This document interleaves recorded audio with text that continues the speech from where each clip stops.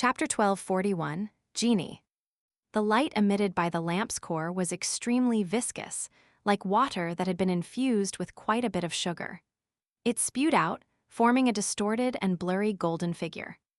This figure instantly occupied the crimson star representing the hermit, cutting off his ability to sense Catlia. Sitting at the end of the long bronze table, Klein's eyes widened as a thought subconsciously flashed across his mind. As expected of a sealed artifact labeled 005.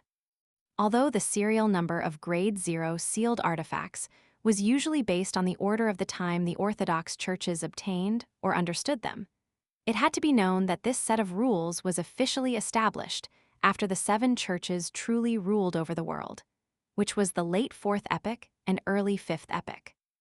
Back then, most grade sealed artifacts had already appeared, and they had been learned of or obtained by the Orthodox churches. This resulted in a situation where the ones with smaller serial numbers being grade sealed artifacts that were more powerful, terrifying, and unimaginable. Then, the rest were labeled based on the order of appearance. In addition, although it wasn't wrong to say that an item was more powerful the more ancient it was, for an item from the first epoch that the ancient gods were unable to affect, it definitely meant that even deities didn't fully comprehend their secrets. This way, the smaller the number was, the more terrifying the Grade 0 sealed artifact was. Of course, based on this rule, the grade sealed artifacts with higher serial numbers weren't necessarily worse than the first 10. Perhaps it was simply because they were discovered or obtained by the church at a later date. Without any numbers left for them, they could only be serialized. Just as a thought flashed through his mind, the golden figure's gaze pierced through the crimson star, representing the hermit, and towards the ancient palace above the gray fog. Following that, his voice echoed in an unusually magnificent manner. "Long time no see. Long time no see, long time no see, he knows the former owner of Sephra Castle, the celestial worthy of heaven and earth for blessings. No, it should be him, a genie who claims to be eternal. He can actually use Ma'am Hermit's prayer to directly talk to me." A thought flashed through Klein's mind as he tensed up. Based on his experience over the recent years, as well as his ability as a clown, his body suddenly relaxed and he leisurely leaned back into his chair. Following that, Klein replied, "Hess." He didn't give an affirmative answer, nor did he deny that he was a fake. He only showed a look of contempt and wore a supercilious look. The blurry golden figure harumphed. "You've actually been weakened so much. It's no wonder that I haven't heard of your honorific name in the past few millennia." Honorific name? Weak. He really knows the former owner of Sephra Castle. Is that an existence who was active during the first epoch? Amidst his thoughts, Klein smiled and said, "What you see might not be the truth." "Ha." The twisted and blurry golden figure laughed and said, "You're still your usual self, always trying to scam others, but the condition of Sephra Castle cannot fool me. Under normal circumstances, there's no way for me to pass through the outer layers of protection to communicate with you." "How do you know that I didn't do it on purpose?" Klein asked in a relaxed manner. "There's no point in lying to me," the distorted, blurry golden genie immediately replied. "Why do I feel like the victim of fraud is saying that I'm penniless, to the point of having sold my kidney? Back then, what did the previous owner of Sephra Castle, the one suspected to be the celestial worthy of heaven and earth for blessings, do to the genie? Part of the characteristics of this magic wishing lamp is that of a miracle invoker." Using his lampooning to relieve the pressure in his heart, Klein smiled. "It's not up to you to decide whether there's any point." The blurry golden figure trembled slightly. "From the state of Sephra Castle, you seem to have a need for a miracle invoker beyonder characteristic."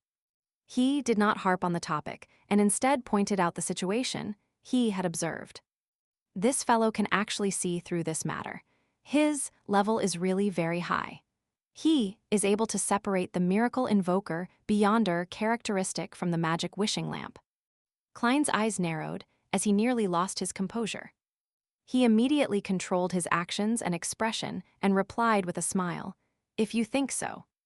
The blurry and distorted golden figure once again made his magnificent voice echo above the gray fog.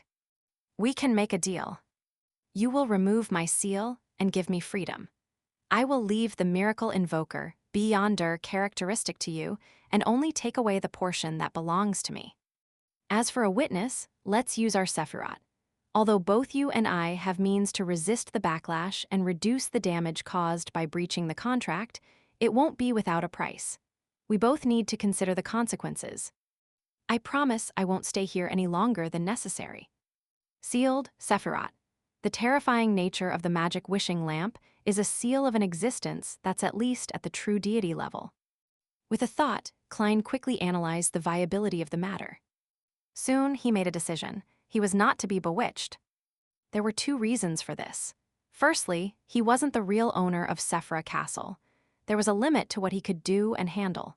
Secondly, he had received some mysticism education and had gleaned experiences as a nighthawk.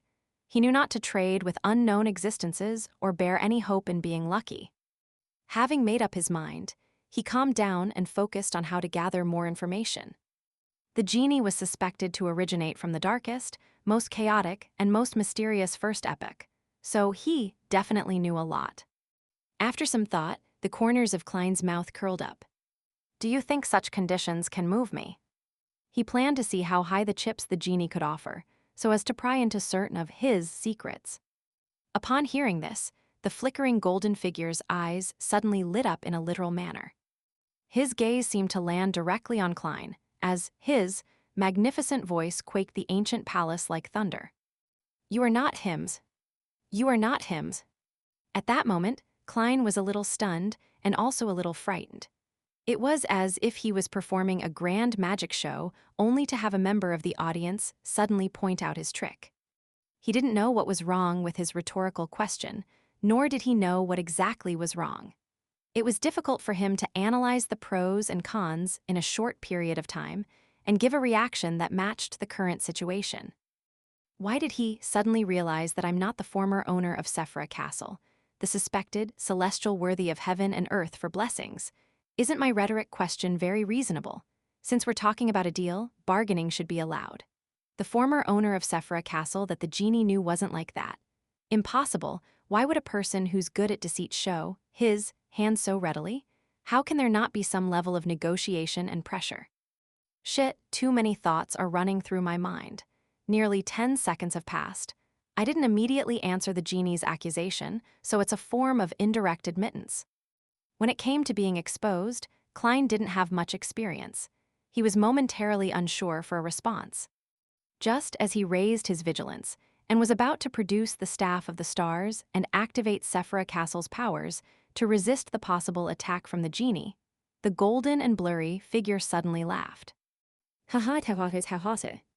This laughter seemed to stir his soul, causing Klein, who was inside Sephra Castle, to nearly show signs of losing control. It wasn't easy for him to remain calm. There's no intention to attack, but the influence of natural dissipation. What's the genie laughing about? What's so funny? Klein frowned as he thought of one possibility after another, but he felt that they didn't match reality. After a few seconds, the genie's laughter stopped, and he happily quipped, "Even for existences at our level, fate is still so miraculous. Regardless of who you are, the deal I proposed is still on the table.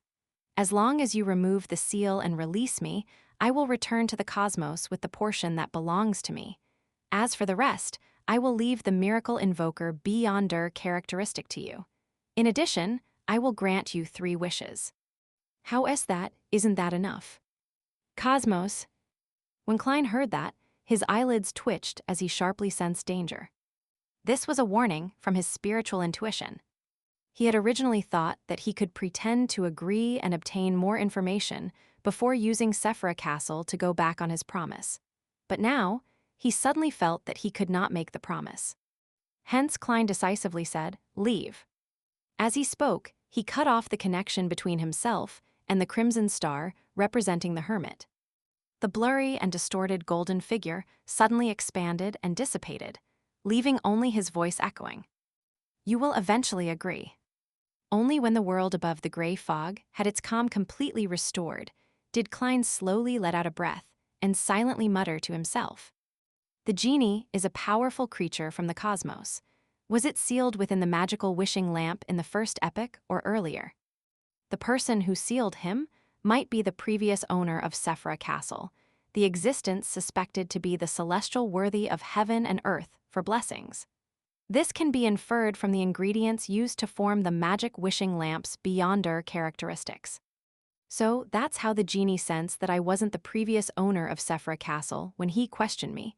But I did consider this point, so my question wasn't logically unsound. Unless, back then, the former owner of Sephra Castle and the genie had come to some sort of tacit understanding or had some secret. The bulk of the genie's powers likely can't extend out of the seal, but he can use the beyonder characteristic that forms the seal. The unique characteristic of granting wishes is likely from the miracle invoker characteristic. Then, the genie uses his level to magnify it. Amidst his thoughts, Klein raised his head to look at the crimson star representing the hermit. He discovered that Katlia didn't notice anything unusual with the magic wishing lamp. Phew! Klein formed a stream of light that contained his warnings and threw it into the crimson star.